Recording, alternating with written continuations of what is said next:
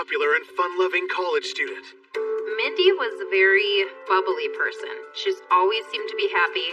She had a light in her eyes, and she accepted everyone. Is found savagely murdered in her apartment. There was a belt wrapped around her neck and appeared to be a broken knife still stuck in her throat. Police need to determine, was this a sinister obsession? Mindy, I know what happened to you. God picked the beautiful flower. He had called and left numerous messages on her cell phone. Just really a strange type of relationship. A crucial piece of evidence. There was some material under the fingernails of her left hand. I know you got a mark on your hand. How did you get that? Shine a light on a dangerous predator no one saw coming. I was very shocked. I think everybody was. He was not the man we thought he was. I don't think I would ever expect that outcome at all.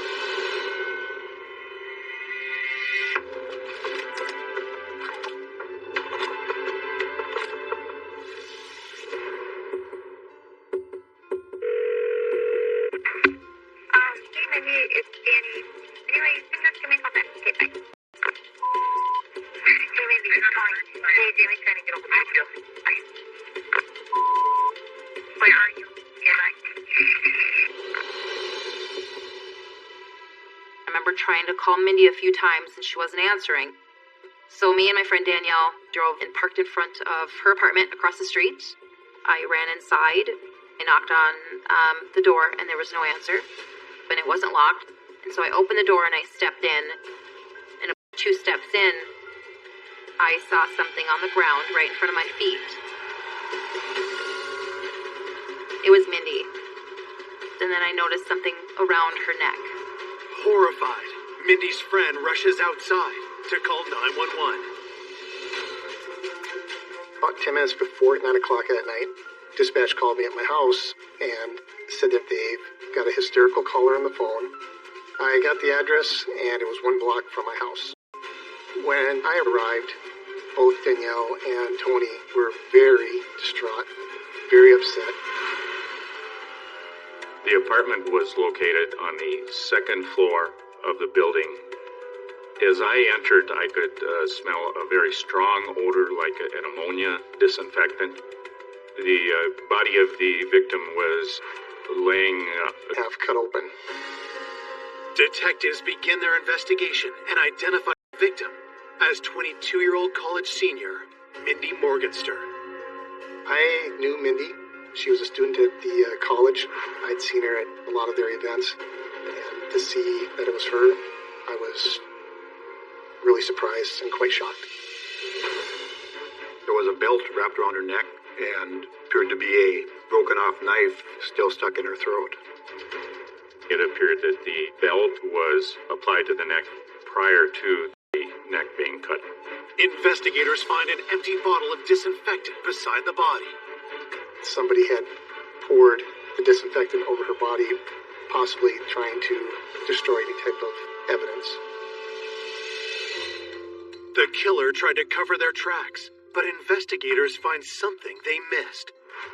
There was some material under the fingernails of her left hand where possibly Mindy had scratched her assailant. We felt that this was going to be a DNA forensic type case based on materials that were found on Mindy's fingernails. And to preserve that, the hands are placed in bags for autopsy. She had a purse around her right arm. Her wallet was laying just outside of the purse. It didn't appear that they'd been gone through or anything removed from them. There was clean laundry around the body and a laundry basket. It almost appeared as if she was attacked as she was going in the door with that laundry. It did not look like the apartment had been ransacked or gone through, so it didn't appear that theft was a motive in this killing. There was no sign of any forced entry into the apartment. It told us that the person was either in her apartment or followed her in. Her cell phone was located, and the first missed call on that phone was at 12:47 p.m. on September 13th. That gave us some indication as to what time the attack may have occurred. By 10 p.m., more than 9 hours after the first missed call, detectives have little to go on as they work into the night at the crime scene. When we first left the scene the following morning, we had no clear indication of who may have done this. Police reach Mindy's sister to inform her of the murder, and she delivers the tragic news to her parents. The front doorbell rang.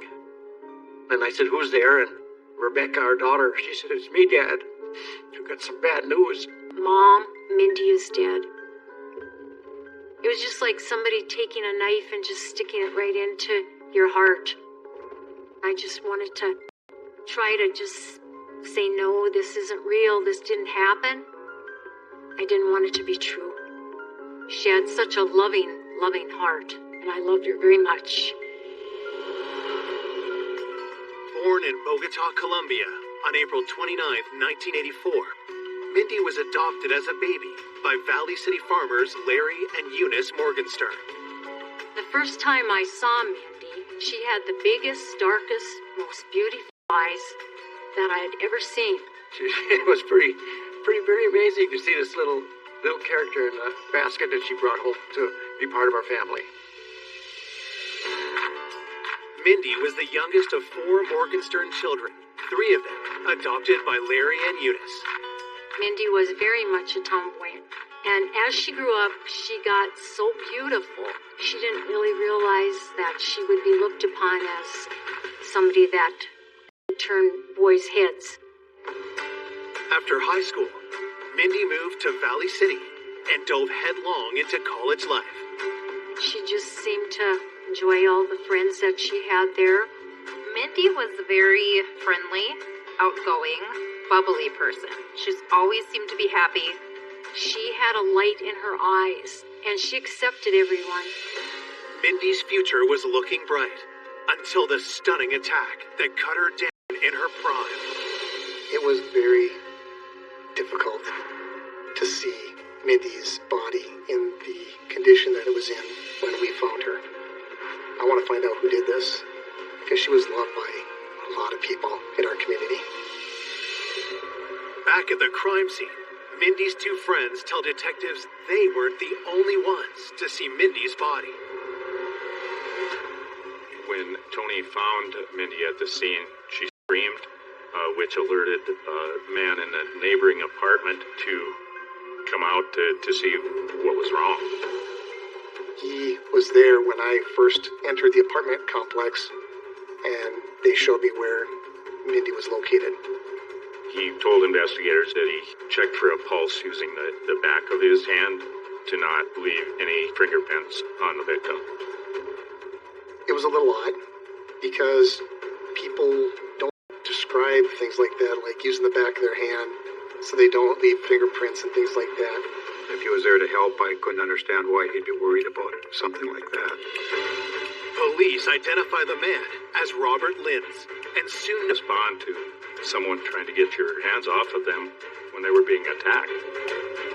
had Mindy scratched Robert as she fought for her life. Robert Linz, having those scratches, being in the same building, he certainly needed to be looked at. A lot of times, a person at the crime scene is a person that committed the crime. And if any evidence of them is found, they have an excuse for saying why it was there. Coming up, detectives uncover a world of secrets. My wife, I don't want you talking to her this time of year. It turned out upon checking his background that he had a felony record. And as they zero in on a killer, I was absolutely certain we had the right guy. a stunning setback turns the case on its head. I just thought, oh, it's all over with now. They're going to let him go. This case was a shock to everybody. When we found out who the person was, it was just, wow.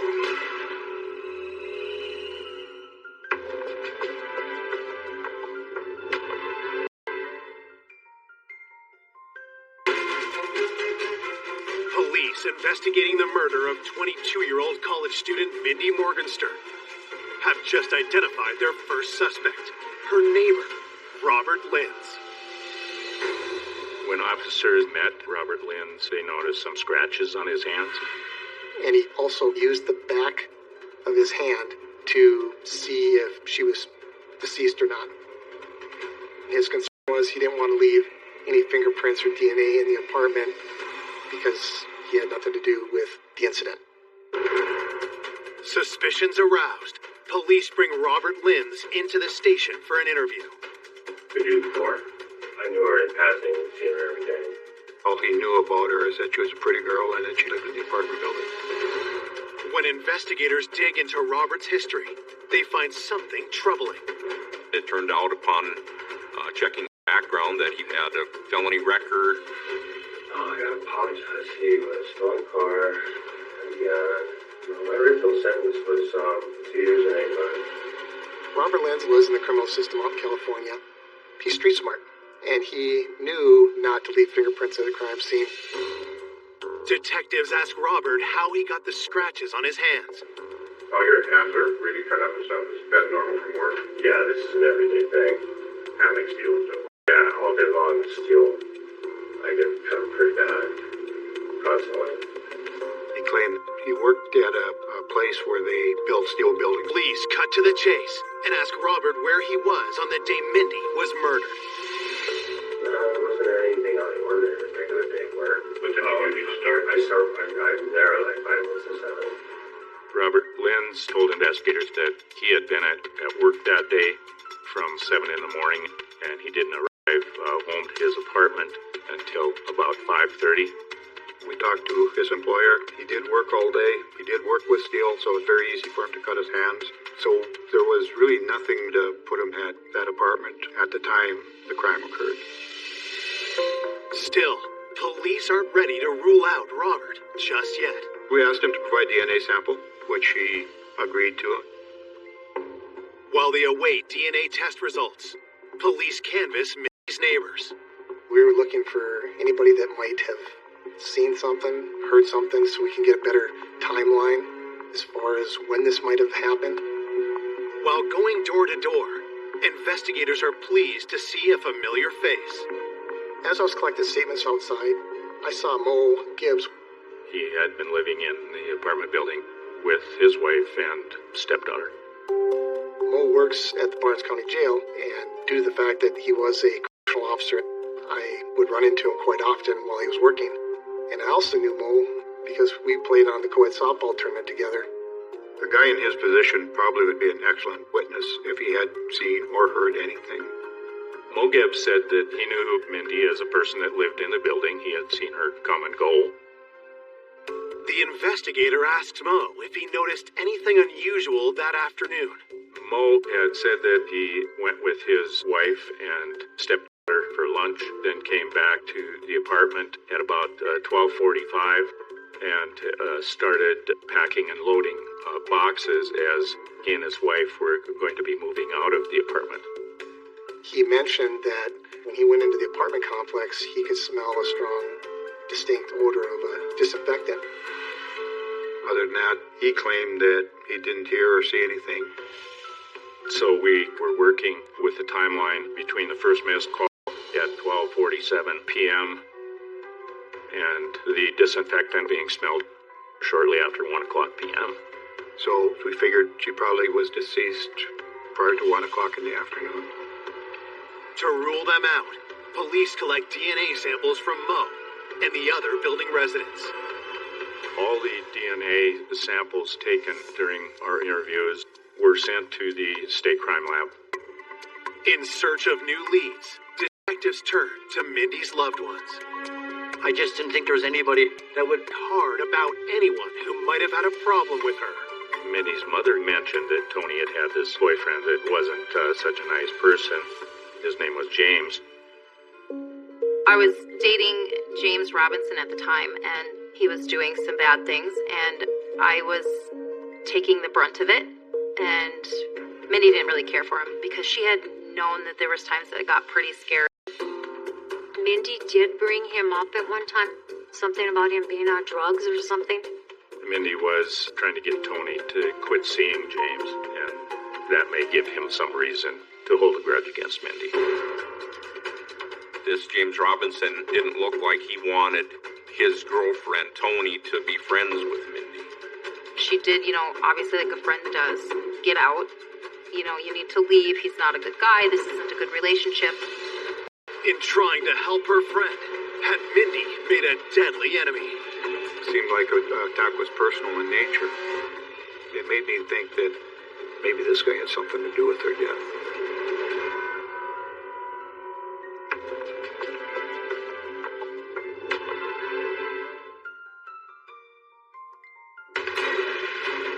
Investigators are hunting for the killer of popular college student Mindy Morgenstern. They now suspect James Robinson, who may have held a grudge against Mindy for trying to turn his girlfriend Tony against him. So James was called in to do an interview to see what we could glean from him. Did you know Mindy pretty well? I knew her from going to visit Tony at work, and she'd be there or whatever. And we'd get together every once in a while, theater. Police asked James if he has a criminal record. James said that he had, in the past, had trouble with illegal drugs. He had been charged, but he was trying to stay out of that lifestyle. As James talks, detectives notice suspicious cuts on his hands. Should your hand? Looks like you got it. Yeah, it went right through a window. Blood like something here. It looks pretty fresh. Police pressed James on his whereabouts at the time of the murder. What are you doing during the day? I know I have 4 hours of community service stuff to do. James told investigators that he went to do community service from these previous charges. He then went to a friend's house and went back home sometime 5 o'clock or later. We checked, and it was verified that he had been at those locations that day. Even though James's alibi checks out, investigators collected DNA as they review evidence from the crime scene. Autopsy results arrive.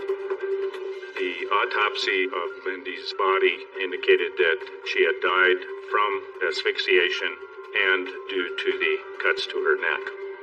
There was no indication that Mindy had been sexually assaulted. Still awaiting results on DNA collected from Mindy's fingernails, detectives turned to her coworkers for new leads. Mindy had been working at a restaurant in Valley City as a waitstaff. It was important to interview Mindy's coworkers and see if they knew of anyone unusual in the restaurant that stood out to them. There was a man that lived in a motorhome across the street from the restaurant. Mindy told coworkers that he made her feel really uneasy, and he was always in there bothering them. So, hearing that information, we decided to interview him. What's your full name? Ralph Albert Walter. So how long have you been in Valley City? Well, I don't know. You could say I'm a drifter, but, Mr. Walters didn't have any ties to the area. Just kind of an odd character. You remember anything particular you did on Wednesday? oh, that was the day that couldn't change the oil in the motorhome. He really didn't have a good alibi for when Mindy was murdered. Just as with previous suspects, detectives spot a potentially damning clue. I know you got a mark on your hand. How did you get that? When I put that oil filter on. Have you had any type of altercation or disagreement in any of the restaurants with anybody? Can't think of any. He claimed he never bothered anybody in the restaurant where Mindy worked. Claimed he didn't know who she was. But Mindy's coworkers tell a different story. They all said that he was in there quite often. Mr. Walters would have seen her coming and going at least. Would that give him a reason to follow her? We really didn't know at that point. Red flags were waving, of course, but I was real careful not to jump to any conclusions too early on in the investigation. Detectives collect Ralph's DNA and let him go. But they're not ready to clear him just yet. We keep him on the list. We're hoping DNA samples, if he was involved, would eventually tie him into it. 2 days after the murder, the wait for answers starts to take a toll on Mindy's family. That was the hard part. Not knowing what was going on and what happened and why. It was like living someplace in another world, and you just wanted answers. Catch a break when they find disturbing voicemails left on Mindy's phone after she was dead. You know my number, sweetie. I miss you. I love you. You're my inspiration. Please help me. Please help me, Mindy. I can't continue without you. Please help me. Some way. Help me.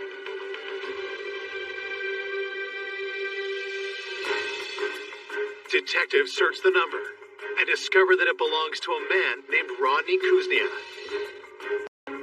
After Mindy had passed away, he had called and left numerous messages on her cell phone. Investigators rush to find out who Rodney Kuznia is and why he called Mindy after her murder. Mindy's friends had told us about a previous boyfriend by the name of Kyle Kuznia. They had been very serious and they had broken up the prior year. Mindy's phone indicated a lot of calls between she and Kyle's father, Rodney. We thought this was really odd because why would an ex-boyfriend's father be so interested in Mindy? There was some indication from Mindy's friends that Mindy had told Rodney to quit calling her.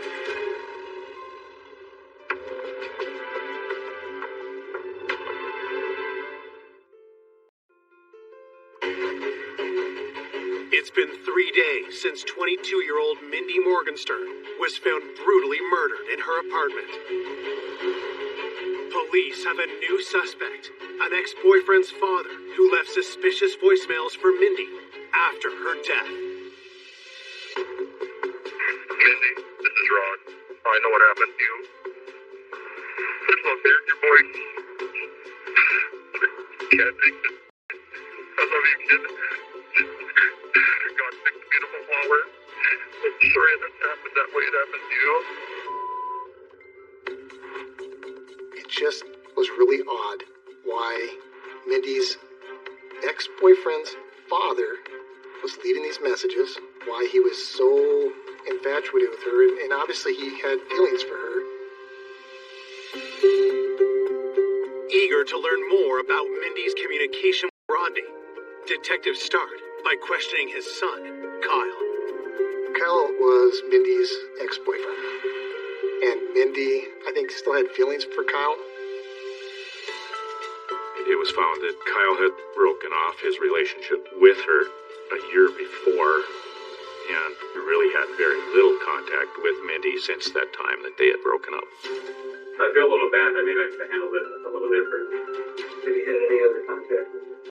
No, that was the last time I ever talked to her. I know she would kind of leave information kind of through my dad. Him and her would continue to talk. After verifying that Kyle was working out of town on the day of the murder, detectives turn their questions to his father's relationship with Mindy. It's like, I don't want you talking to her. You know, 10, 20 years down the road, you guys are still be talking, and it's kind of weird. It is kind of weird. Yeah. It was actually ruining his relationship with his father because Rodney was so involved with Mindy still. I even asked my dad if I would appreciate it if you guys would stop talking. Rod Kuznia had an almost unhealthy amount of contact with Mindy, and then that continued even after Kyle and Mindy broke up. The calls were very frequent, like multiple times daily, and it really made us wonder, did Mindy want him to quit calling her? Did that make him angry? Detectives bring Rodney Kuznia in for an interview. He was at least in his 50s, and we weren't sure what it was that he wanted out of Mindy. You and Mindy became, you call it, friends. She dated your son, correct?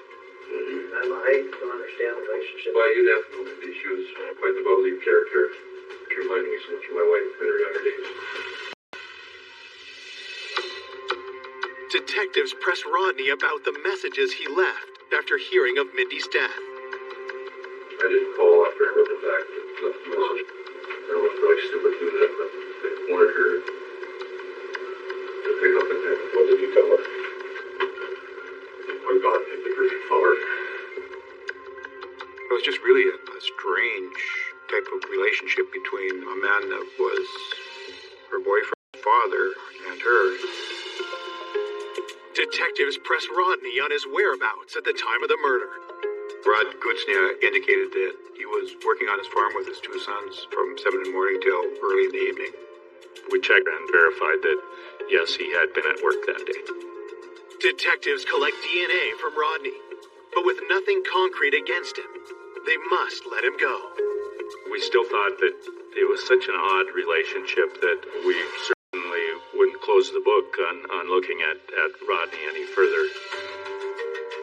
The pressure to find Mindy's killer only increases as the community becomes gripped by fear.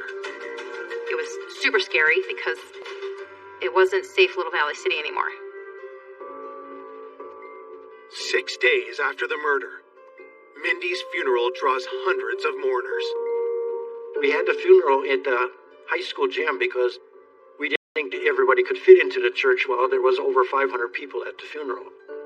The police told us they would have some undercover agents watching because they didn't know for sure if this person was, after her or after us. And you get kind of paranoid of anything like that happening until they finally catch the right person. The day after Mindy's funeral, investigators receive surprising news from the crime lab. The state crime lab called and said that we have a positive match of the DNA. The DNA extracted from under the fingernails of Mindy matched an unsolved brutal sexual assault in Fargo 2 years previously. And when we found out who the person was, it was just kind of silence. Then it was a shock.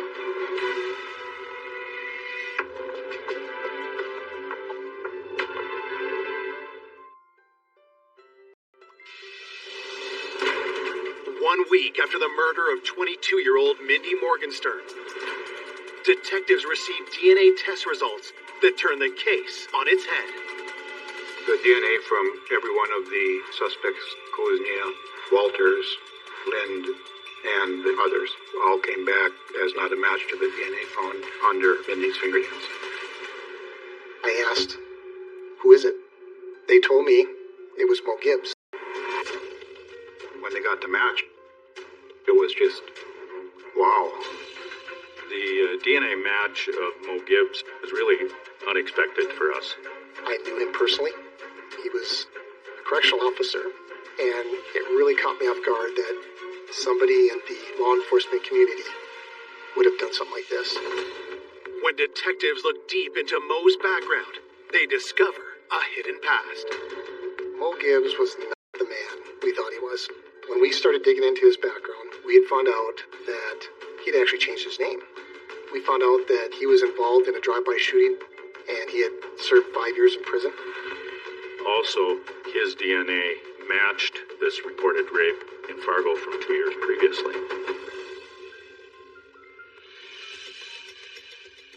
Given Mo's violent criminal past, detectives come up with a strategy to lure him into the station.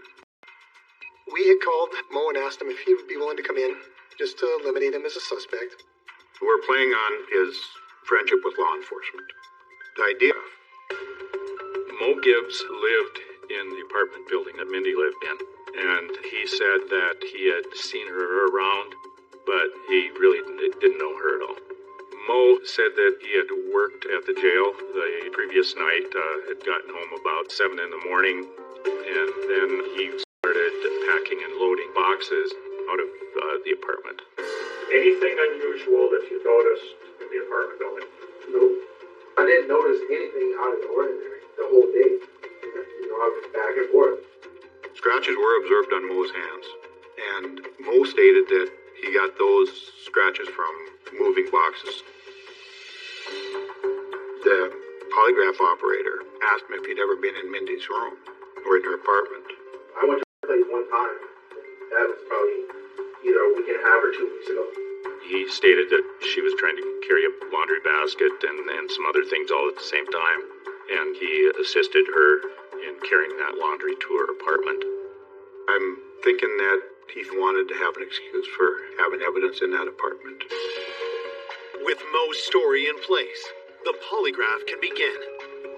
Regarding Mindy's death, you intend to truthfully answer those questions? Yes. Did you injure Mindy and cause her death?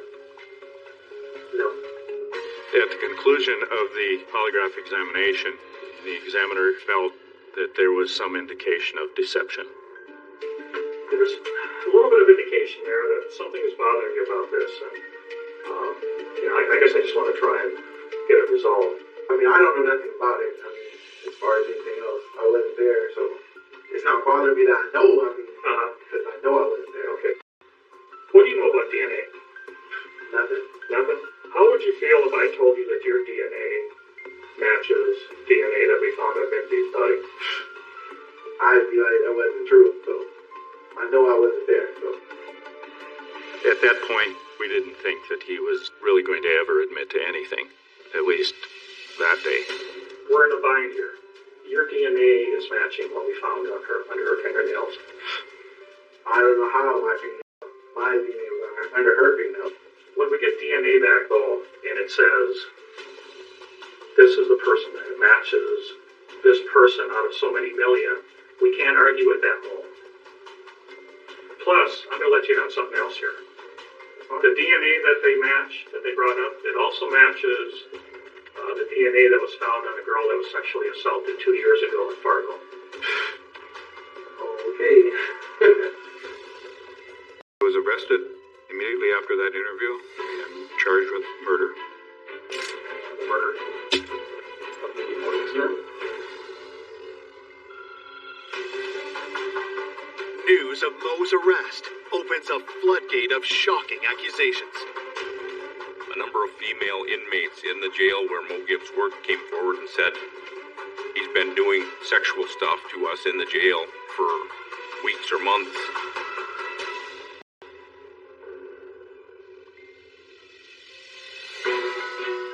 Mo is charged with 6 felonies for the sexual assaults and 1 count of first-degree murder. It was a very, very much shock when they revealed who was arrested. I was very surprised and very shocked due to the fact I knew him personally, but it was a great feeling to get the person who had done this horrific crime. We went to trial in Minot, North Dakota, provided evidence to the jury there about the DNA under her fingernails, the scratches on his hand. Despite the evidence against him, Mo's lawyers mount a strong defense. Their argument was the DNA found in Mindy's fingernails was probably touch DNA that she got from doorknobs that Mo Gibbs had been touching. I went into the jury deliberations believing strongly that we'd proved our case beyond a reasonable doubt. On July 12, 2007, the jury returns to the courtroom with news that takes everyone by surprise. The jury deliberated for a fair period of time and came back as a hung jury and could not reach a decision. We were so sure he was gonna go down, but they just got him off. You kind of went home and you were thinking, what are we gonna do now?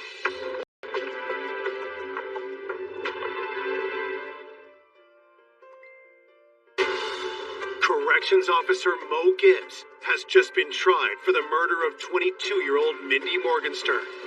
But when the verdict comes back, a hung jury, Mindy's loved ones are left fearing the worst. I was very shocked. I think everybody was. I don't think I would ever expect that outcome at all. When we heard it was a hung jury, I just thought, oh, it's all over with now. They're going to let him go. Was it possible that Mo had not killed Mindy after all? Or was a murderer about to go free? When a hung jury like that happens, it's extremely disappointing and hard to understand for people because it's just a temporary setback. I was absolutely certain we had the right guy. In them, it was just touch DNA. we felt it was obvious that to get DNA under your fingernails, it wasn't from touching any kind of doorknob. So we wanted to totally rule that out, and we're able to find another expert to help us do that. On October 22nd, 2007, more than a year after Mindy's murder, Mo Gibbs goes on trial for the second time. The expert described this as a vigorous assault. The amount of DNA was not from touching a doorknob or a laundry basket. The prosecution lays out further evidence, carefully building the case against Mo. Mo Gibbs' phone was seized after his arrest.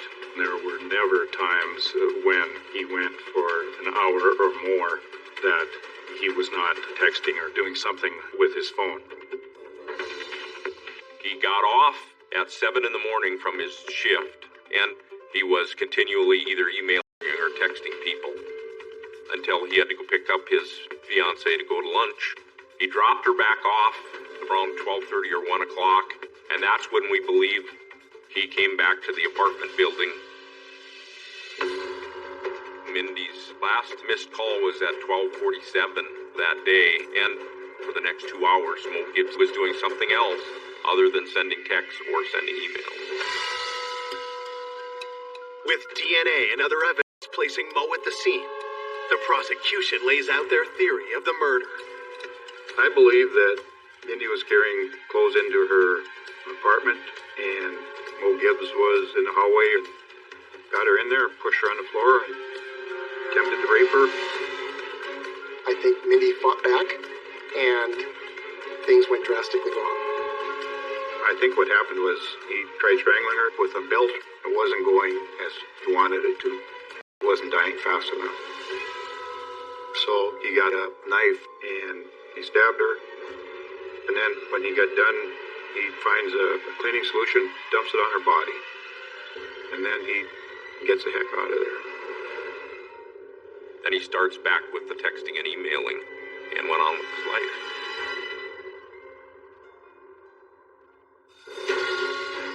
As Mo's second murder trial concludes, prosecutors have one final card to play.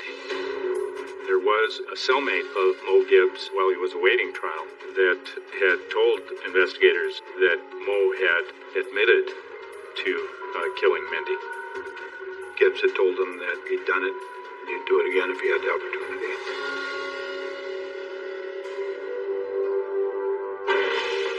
As the jury deliberates for a... I was wondering, what's going on? I wanted to know things. I wanted to hear what was coming out of their mouths. On November 16th, 2007, after deliberating for over 27 hours, the jury returns with the verdict. We, the jury, do find the defendant, Mo M. Gibbs, guilty of the crime of murder. For killing Mindy Morgenstern, Mo Gibbs is sentenced to life without parole. He got a 12-year sentence on the unsolved rape and 15 years on the jail sexual assaults that had happened. It was a relief that they finally caught the person and he wasn't going to be out there to do it to somebody else again. The fact that Mo Gibbs is going to be in prison, it was finally over with. We could finally go on and just try to get through life the rest of the time that we had. Mo got what he deserved. Because of Mindy's actions and her strength, we were able to get the DNA that we needed, and that DNA helped us solve this case. Though justice is served, nothing can dull the pain of Mindy's loss. Oh, I miss Mindy so much every day. You never get over it, but you go on and you pray for that time when you can see her again up there in the heavens. That's where I know where she's at. I like to remember her smile. I have a picture of her on my refrigerator, and the light just radiates from her face. And she's so happy. And that's the way I like to remember her.